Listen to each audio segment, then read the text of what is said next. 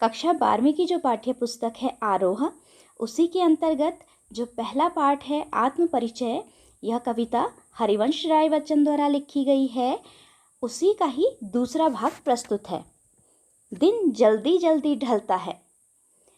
इस कविता में कवि यह बात कर रहे हैं कि जब हम किसी काम में होते हैं, जब हम कोई काम कर रहे होते हैं या फिर हम बहुत ज़्यादा खुश होते हैं, तो हमें दिन का पता नहीं चलता।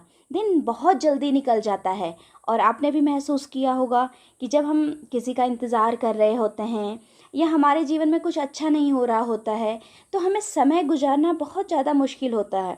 कभी रात को अगर किसी की तबीयत ख़राब हो जाए तो लगता है ये रात कभी खुलेगी ही नहीं, जैसे इतना लंबा हमें समय लगता है। लेकिन वहीं अगर हम वहीं मस्ती में हों तो पूरी रात कैसे चुटकी में गुजर जाती है पता ही नहीं चलता।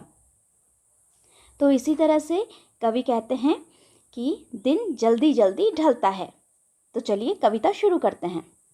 यह है, हो जाए न पथ में रात कहीं, मंजिल भी तो है दूर नहीं।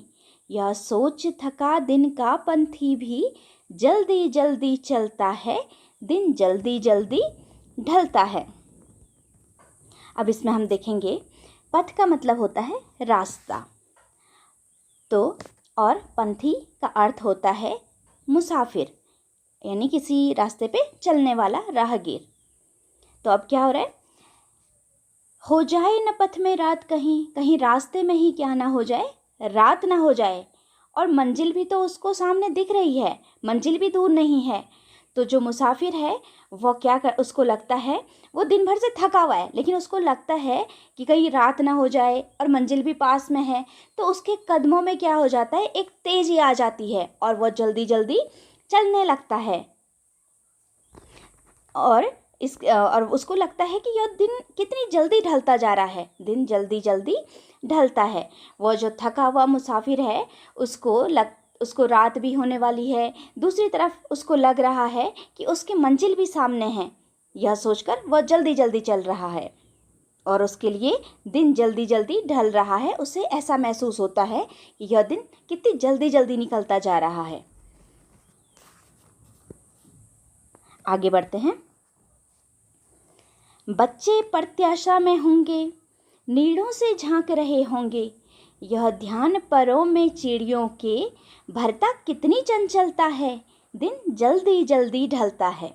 बच्चे प्रत्याशा में होंगे। प्रत्याशा का अर्थ होता है आशा या उम्मीद। नीड़ों का अर्थ होता है घोंसले। बच्चे जैसे घोंसले में रहते हैं चिड़िया के छोटे छोटे बच्चे, तो यहाँ से वही क्या कर रहे होंगे, झांक रहे होंगे। चिड़िया के बच्चे इस तरह से झांक रहे होंगे। और ये ध्यान किसको आ रहा है, ये ध्यान चिड़िया को आ रहा है। जो चिड़िया दूर आकाश में कहीं दूर अपने बच्चों के लिए क्या लेने के लिए गई है, दाना लेने के लिए गई है। तो उस चिड़िया को ये ध्यान आ रहा है कि मेरे बच्चे क्या कर रहे होंगे, इंतज़ार कर रहे होंगे और अपने घोंसलों से झांक रहे होंगे। और उनको एक आशा होगी कि हमारी माँ क्या कर रही है, दाना लेकर के आ रही है। जैसे ही किसी चिड़िया को यह ध्यान आता है, उसके परों में क्या आ जाती है, बहुत ज़्यादा तेज़ी आ जाती है और उसको लगता है कि यह दिन कितनी जल्दी जल्दी ढल रहा है। तो ऐसी चिड़िया के लिए भी दिन बहुत जल्दी जल्दी ढल रहा होता है। अब आगे बढ़ते हैं। मुझसे मिलने को कौन विकल, मैं होऊं किसके हित चंचल।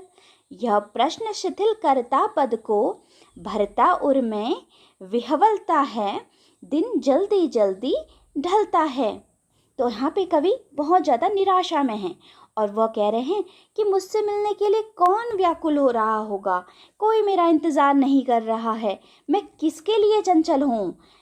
इस समय वो अपनी प्रेमिका को याद कर रहे हैं कि मेरा कोई भी नहीं है इस दुनिया में, तो मेरे लिए कोई ऐसा उद्देश्य है ही नहीं। जैसे राहगीर था, उसको पता है कि सामने मंजिल है, उसको वो मंजिल तक पहुंचना है और रात भी होने वाली है।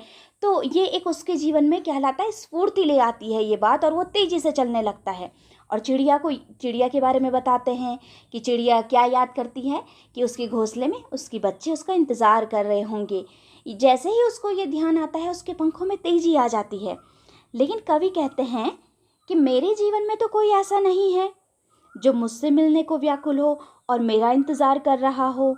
तो यह तो कौन सी ऐसी बात है जो उनके उनके कदमों में क्या लाएगी, तेजी लाएगी। तो उनके कदम क्या हो जाते हैं, उनके पदों में शिथिलता आ जाती है, वो बहुत धीरे धीरे चलने लगते हैं और उनके मन में एक एक बेचैनी सी, एक व्याकुलता, उनके मन में एक व्याकुलता सी छा जाती है और फिर दिन जल्दी जल्दी ढलता है। इसी प्रकार से ये दिन क्या हो जाता है, जल्दी जल्दी ढल जाता है। तो यह कविता का दूसरा भाग था जो उसी कविता के अंतर्गत है, आत्मपरिचय के अंतर्गत। यह इसके रचयिता हैं हरिवंश राय बच्चन। आपको यह व्याख्या समझ आई होगी। धन्यवाद।